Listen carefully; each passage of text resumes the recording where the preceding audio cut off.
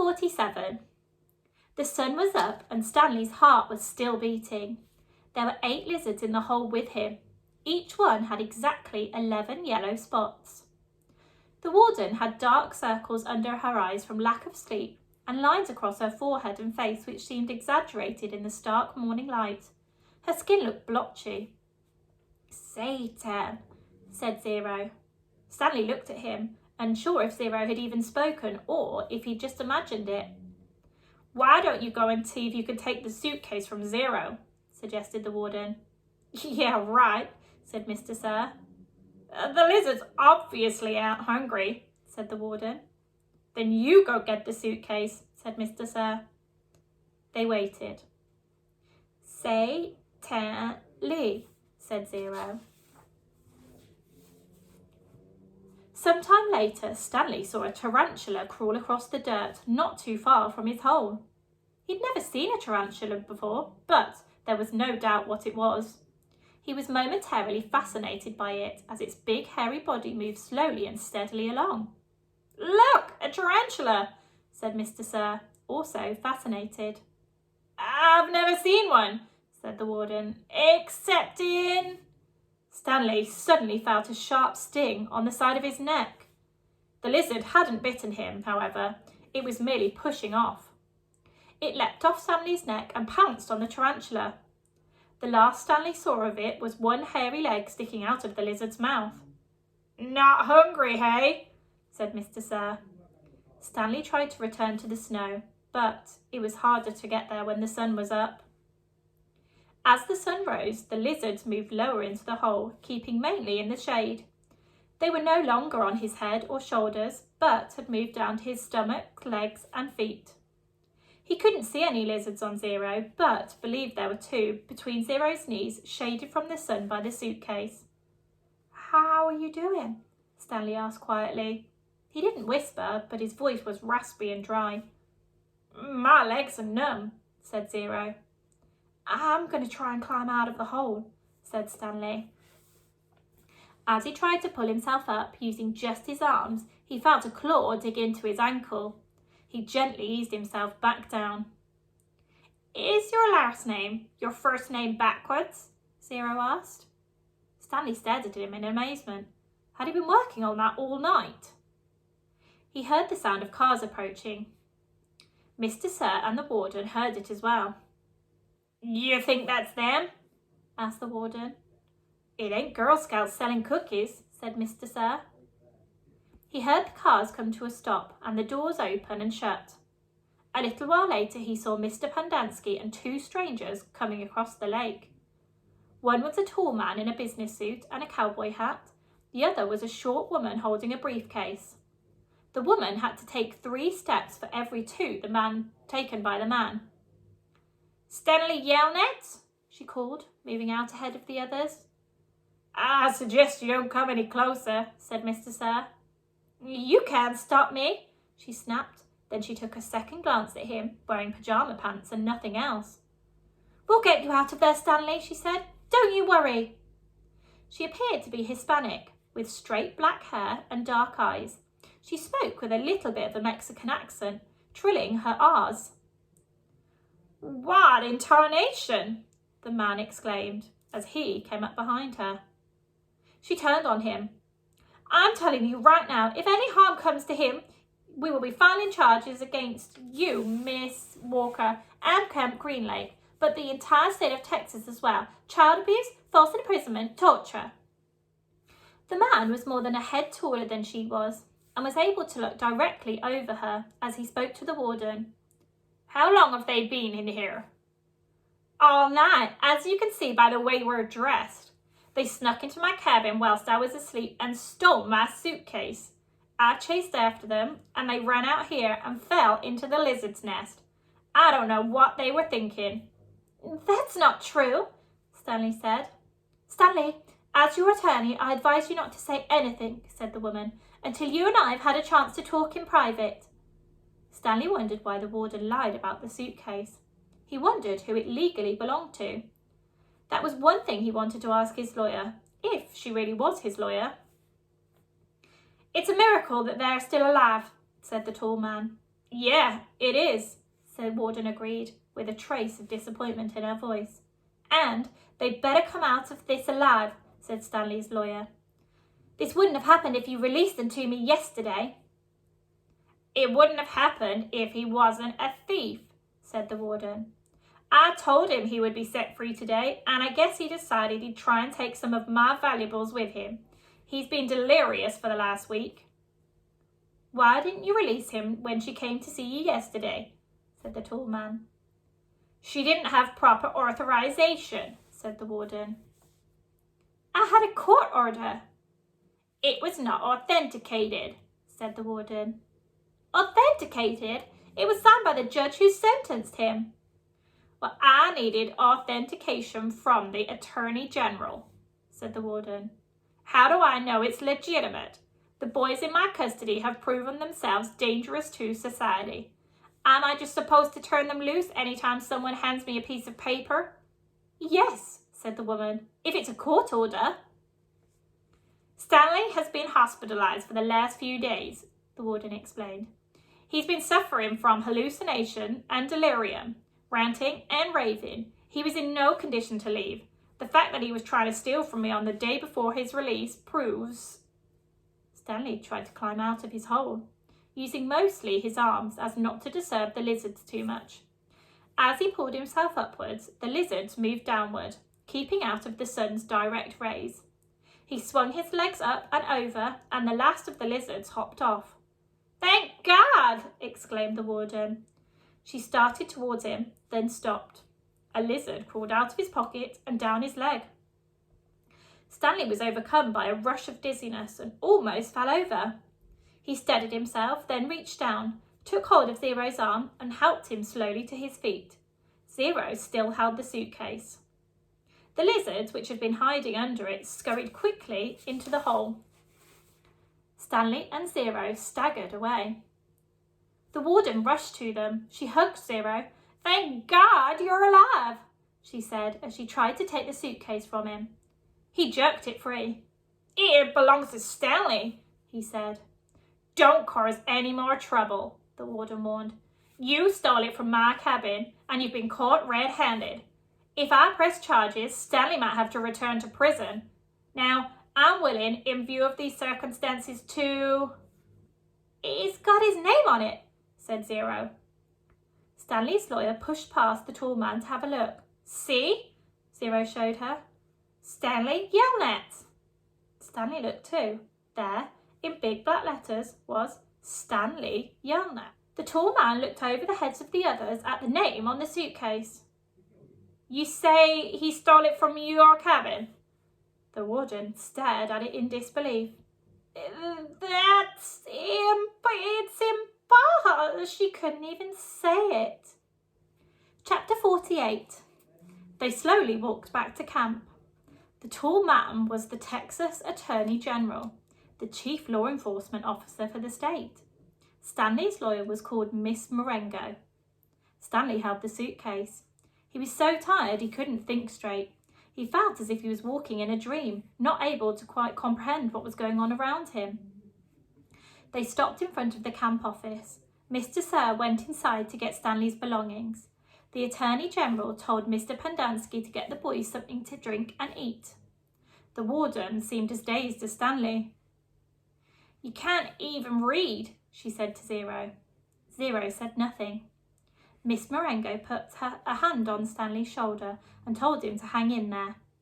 He would soon be seeing his parents. She was shorter than Stanley, but somehow gave the appearance of being tall.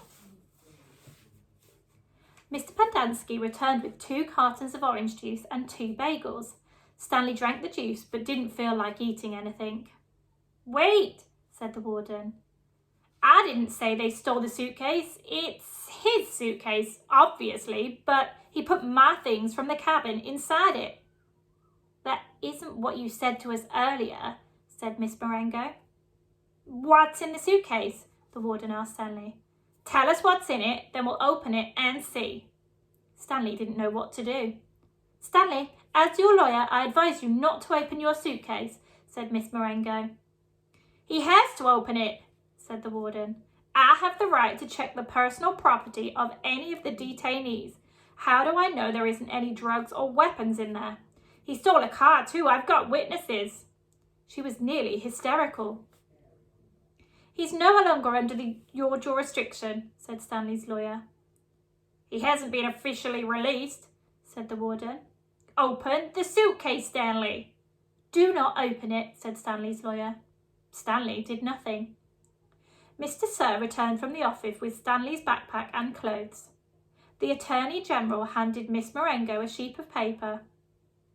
You're free to go, he said to Stanley. I know you're anxious to get out there, so you can just keep the orange jumpsuit as a souvenir, or burn it, whatever you want to do. Good luck, Stanley. He reached his hand out to shake, but Miss Marengo hurried Stanley away. Come on, Stanley, she said. We have a lot to talk about. Stanley stopped and turned to look at Zero. He couldn't just leave him here. Zero gave him the thumbs up. I can't leave Hector, Stanley said. I suggest we go, said his lawyer, with a sense of urgency in her voice. I'll be okay, said Zero. His eyes shifted towards Mr. Pendanski on one side of him, then to the warden and Mr. Sir on the other. There's nothing I can do for your friend, said Miss Marengo. You are released pursuant to an order from the judge. They'll kill him, said Stanley. Your friend is not in danger, said the Attorney General. There's going to be an investigation into everything that's happened here. From the present, I'm taking charge of this camp. Come on, Stanley, said his lawyer. Your parents are waiting. Stanley stayed where he was. His lawyer sighed. May I have a look at Hector's file? She asked. Certainly, said the Attorney General. Miss Walker, go and get Hector's file. She looked at him blankly. Well... The warden turned to Mr. Pendanski. Bring me Hector Zeroni's file. He stared at her. Get it, she ordered. Mr. Pendanski went into the office. He returned a few minutes later and announced that the file was apparently misplaced. The Attorney General was outraged. What kind of a camp are you running here, Miss Walker? The warden said nothing. She stared at the suitcase. The Attorney General assured Stanley's lawyer that he would get the records. Excuse me while I call my office. He turned back to the warden. Assume the phone works? He walked into the camp office, slamming the door behind him. A little while later, he reappeared and told the warden he wanted to talk to her. She cursed, then went inside. Stanley gave Zero the thumbs up. Caveman, is that you? He turned around to see Armpit and Squid coming out of the rec room. Squid shouted back into the rec room, Caveman and Zero are out here! Soon, all the boys from Group D had gathered around him and Zero.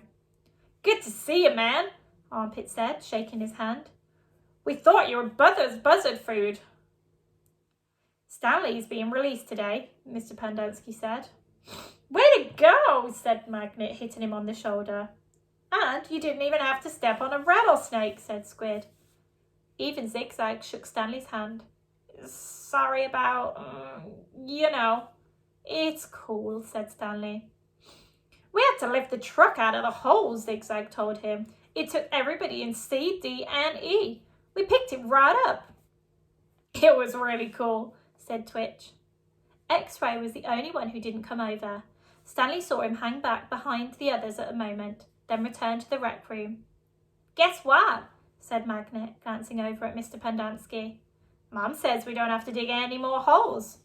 That's great, Stanley said. Will you do me a favour? Asked Squid. I guess, Stanley agreed, somewhat hesitantly. I want you to... He turned to Miss Marengo. Hey, lady, do you have a pen and paper I can borrow? She gave it to him, and Squid wrote down a phone number, which he gave to Stanley. Call my mum for me, okay? Tell her I was sorry. Tell her Alan said he was sorry. Stanley promised he would.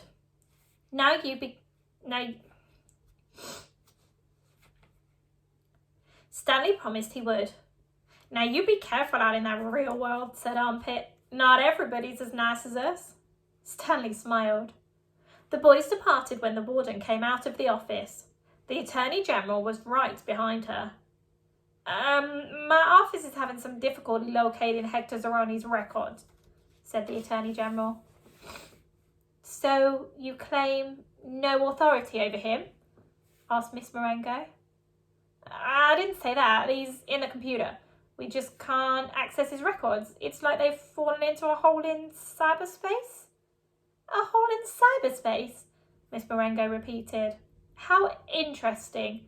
When is his release date? I don't know. And how long has he been here for? Like I said, we can't. So what are you planning to do with him? Keep him confined indefinitely without justification whilst you go crawling through black holes in cyberspace? The Attorney General just stared at her. He was obviously incarcerated for a reason. Oh, and what was that reason? The Attorney General said nothing. Stanley's lawyer took hold of Zero's hand.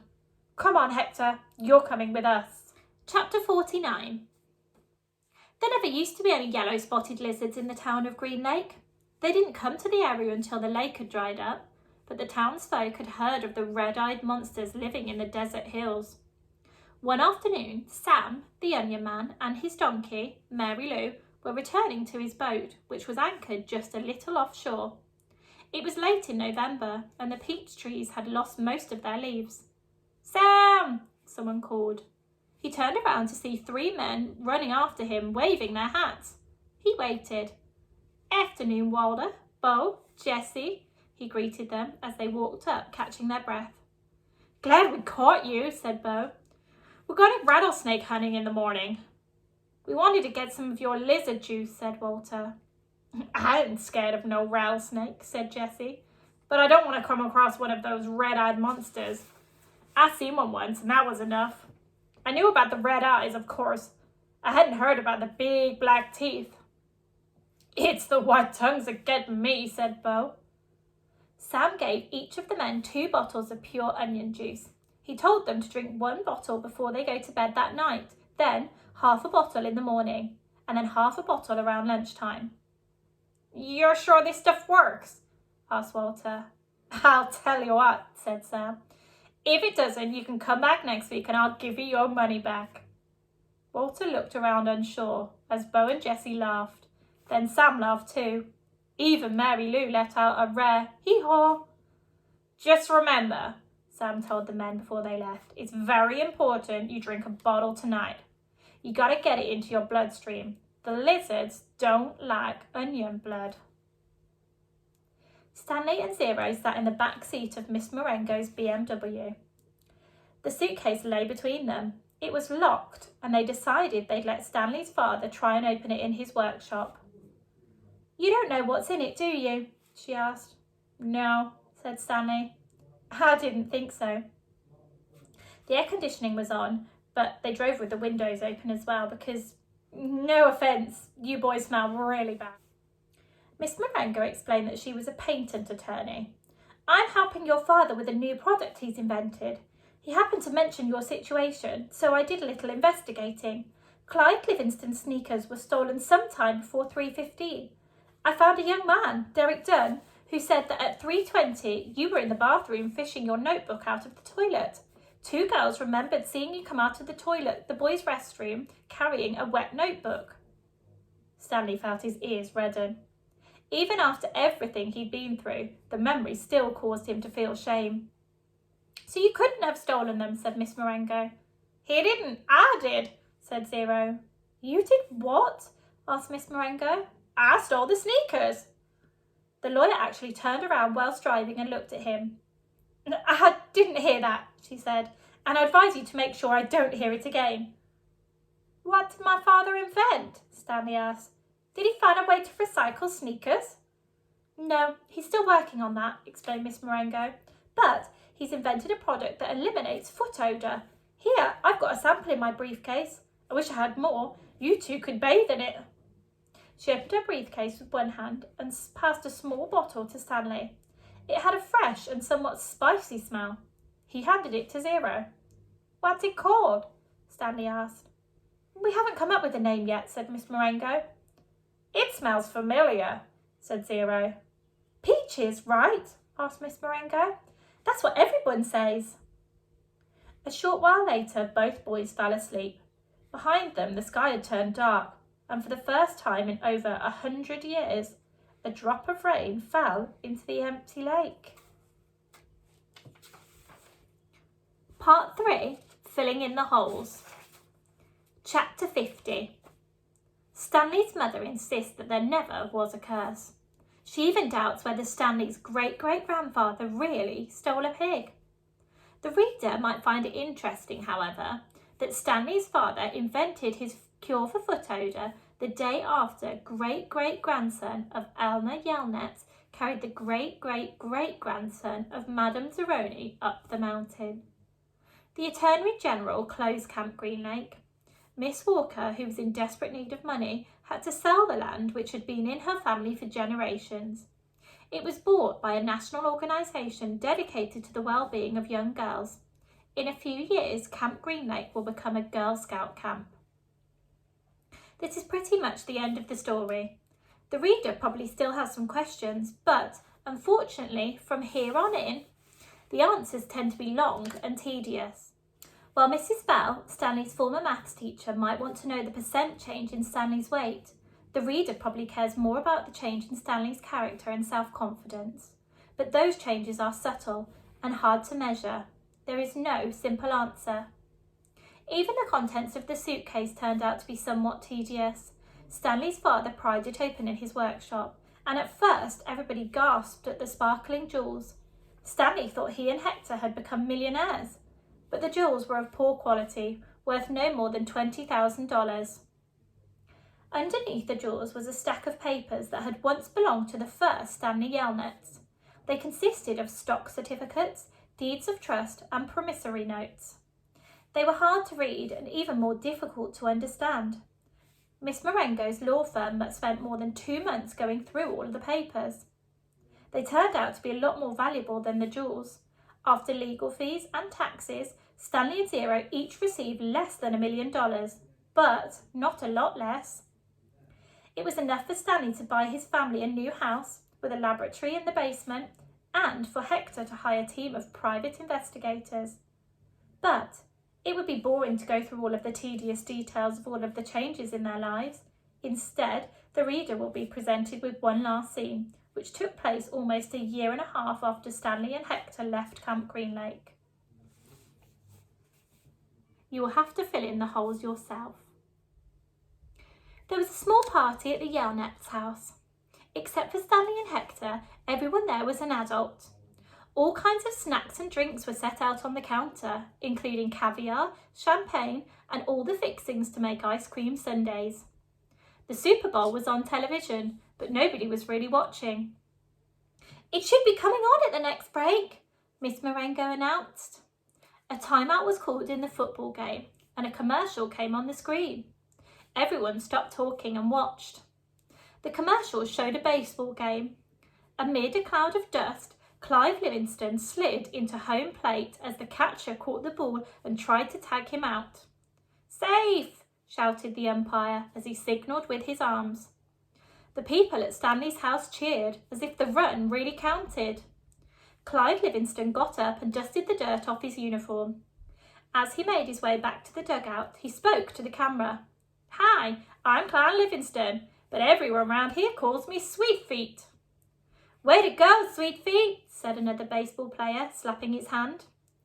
Besides being on the television screen, Clive Livingston was also sitting on the couch next to Stanley.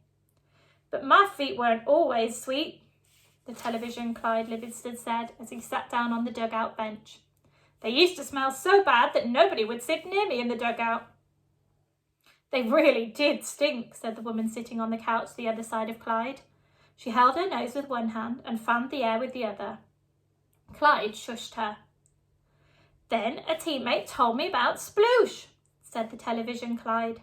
He pulled a can of sploosh out from under the dugout bench and held it up for everyone to see. "I just spray a little on each foot every morning, and now I do have really sweet feet. Plus, I like the tingle." "Sploosh," said a voice. "A treat for your feet, made from all natural ingredients. It neutralizes odor-causing fungi and bacteria. Plus, you'll like the tingle." Everyone at the party clapped their hands. "He wasn't lying," said the woman who sat next to Clyde. "I couldn't even be in the same room with his socks." The other people at the party started laughing. The woman continued, "I'm not joking, it was so bad." "You've made your point," said Clyde, covering her mouth with his hand. He looked back at Stanley. "Will you do me a favour, Stanley?" Stanley raised and lowered his left shoulder. "I'm going to get more caviar," said Clyde. "Keep your hand over my wife's mouth, will you?" He patted Stanley on the shoulder as he rose from the couch. Stanley looked uncertain at his hand, then at Clyde Livingston's wife. She winked at him.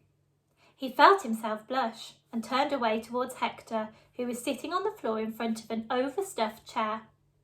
A woman sitting in the chair behind Hector was absent-mindedly fluffing his hair with her fingers.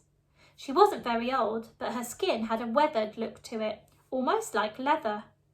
Her eyes seemed weary, as if she'd seen too many things in her life that she didn't want to see. And when she smiled, her mouth seemed too big for her face. Very softly, she half sang, half hummed a song that her grandmother used to sing to her when she was a little girl. If only, the moon speaks no reply, reflecting the sun and all that's gone by. Be strong, my weary wolf, turn around boldly, fly high, my baby bird, my angel, my only. Right, so that brings us to the end of our longer story, Holes. I'd love to know what you all thought about the book. I'm going to be doing a blog post on the Reading Cloud to give you my thoughts on what I thought of the book and whether I'd recommend it to other people. It would be lovely if you could go on and have a little look and maybe do a review for me as well. Bye!